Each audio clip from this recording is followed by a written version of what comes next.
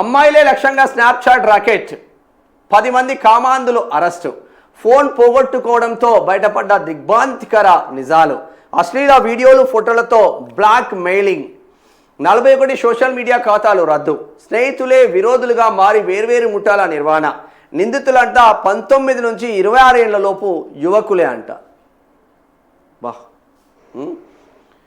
Social media వేదికగా అమ్మాయిలకు వల వేసి వారి అశ్లీల చిత్రాలను స్నాప్చాట్లో పోస్ట్ చేస్తూ డబ్బులు గుంజుతున్న ఒక భారీ ముఠాను మహారాష్ట్రలోని అమరావతి పోలీసులు రట్టు చేశారు. ఈ కేసులో ప్రధాన నిందితుడు అయాన్ అహ్మద్తో సహా 10 మందిని పోలీసులు అదుపులోకి తీసుకున్నారు. ఒక చిన్న పొరపాటు ఈ క్రూరమైన వ్యవహారాన్ని వెలుగులోకి తెచ్చింది.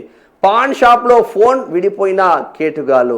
ఈ రాకెట్ ప్రధాన నిందితుడు అయాన్ అహ్మద్ ఒక పాన్ షాప్లో తన ఫోన్ను మర్చిపోవడంతో అసలు కథ మొదలైంది. ఆ ఫోన్ను గమనించిన ఆయన స్నేహితుడు ఉజైర్ ఖాన్ దాన్ని తెరిచి చూడగా అందులో వందలాది మంది అమ్మాయిల అశ్లీల వీడియోలు ఫోటోలు కనిపించాయి. వాటిని తన ఫోన్లోకి కాపీ చేసుకున్న ఉజైర్ అప్పటి నుంచి అయాన్తో విరోధం పెంచుకొని సొంతంగా బ్లాక్ మెయిలింగ్ దందా మొదలుపెట్టాడు. ఈ క్రమంలో వీరిద్దరి స్నేహితులు కూడా ఈ వీడియోలను దొంగలించి ముఠాలుగా ఏర్పడి సోషల్ మీడియాలో పోస్టు చేయడం ప్రారంభించారు. బృందాలుగా ఏర్పడి లైంగిక నేరాలు. ఈ ముఠా అమరావతిలో ఒక ప్లాట్ను అద్దెకు తీసుకొని మరి ఈ దందాను నిర్వహించేవారు. పట్టుబడిన వారిలో ఉజైర్, ఇక్బాల్ ఖాన్, మహమ్మద్ సాద్, ఇఫాజ్ ఖాన్, తబ్రేజ్ ఖాన్, ఐఫాజ్ ఖాన్, మొహమ్మద్ ఇమ్రాన్, షేక్ నవీద్లు ఉన్నారు. వీరంతా 19 నుంచి 26 ఏళ్ళే. మొత్తం ముస్లిం పోరాగాన్లు దాదాపుగా ఆషామాషి కాదు. మా అమ్మాయి టెక్కు, మా అమ్మాయి బొక్కు, ఇదే వయసు గల వారే కావడం గమనార్హం. వీరు అమ్మాయిలను బెదిరించి భారీగా డబ్బులు వసూలు చేశారు. ఒకరిపై ఒకరు పంతానికి పోయి ఆ అశ్లీల కంటెంట్ను స్నాప్చాట్లో వైరల్ చేయడంతో నగరంలో గగ్గోలు రేగింది. పోలీసుల యాక్షన్, అప్రమత్తంగా ఉండాలని సూచన. బాధిత ఫిర్యాదుతో రంగంలోకి దిగిన పోలీసులు సాంకేతిక ఆధారాలతో నిందితులను పట్టుకున్నారు. నిందితులు వాడుతున్న 41 అశ్లీల ఖాతాలను ఇప్పటికే రద్దు చేయించారు.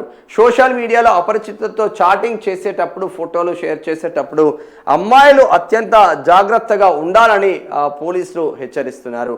పట్టుబడిన నిందితులపై లైంగిక వేధింపులు, ఐటీ చట్టం మరియు బ్లాక్ మెయిలింగ్ కింద కఠిన కేసులు నమోదు చేసి దర్యాప్తు చేస్తున్నారు.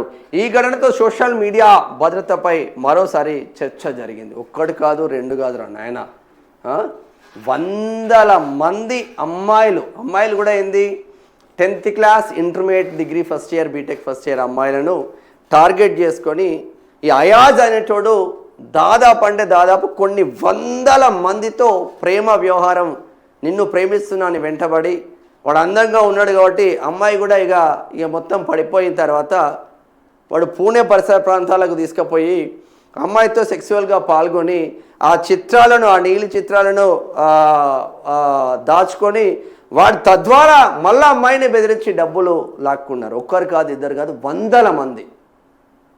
ఆ ఫోన్ షాప్లో ఈ ఫోన్ మర్చిపోవడంతోనే ఆయన దోస్తే ఆయన ఫోన్ తీసేసరికి ఆ వీడియోలు కొన్ని వందల వీడియోలు, సెక్స్కి సంబంధించిన వందల వీడియోలు, వీడు పాల్గొన్న వీడియోలు అమ్మాయిలతో, అవి కూడా వాని దోస్తు అకౌంట్లోకి పంపించుకొని వాడు బెదిరియడం స్టార్ట్ చేసిండు. అట్లా ముఠాలుగా విడిపోయి ఈ 10 మంది దుర్మార్గులు, ఈ ముస్లిం పొరగాన్లో మొత్తం హిందూ అమ్మాయిలను టార్గెట్ చేసుకుని వ్యవహారం నడిచింది. మరి దీనిపైన నా కుహునా మేధావులు మాట్లాడారే?